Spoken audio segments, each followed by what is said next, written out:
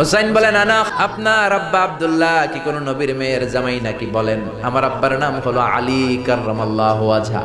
আমার আব্বা হলো শেরে খোদা, দুনিয়ার সব কাফির মুশরিকদের জন্য আল্লাহ আমার আব্বারে বাগ বানিয়ে পাঠিয়েছে। বিষ্ণু বললেন, তাই তো? আবার হুসাইন প্রশ্ন করলেন, নানা বলেন তো আপনার আম্মার নাম কি? বিষ্ণু বললেন, আমার মায়ের নাম আমিনা। হুসাইন বলল, নানাজি জান্নাতে সর্বপ্রথম যেই মহিলাটা ঢুকবেন ওই মহিলাটা হলো আমার আম্মা জান ফাতিমা। বিশ্বনবী কোনো কথা বলেন না। হুসাইন আবার প্রশ্ন করলেন, নানা বলেন তো আপনার নানার নাম কি? বিশ্বনবী বললেন, আমার নানার নাম হলো ওয়াহাব ইবনে আব্দে মানাফ। হুসাইন বলে, নানা আপনার নানা ওয়াহাব রে কে চিনে? আর আমার নানারে চিনে না এমন কোন মানুষ পৃথিবীতে নাই। এই হলো আমার নানা। এবার বলেন কে দামি?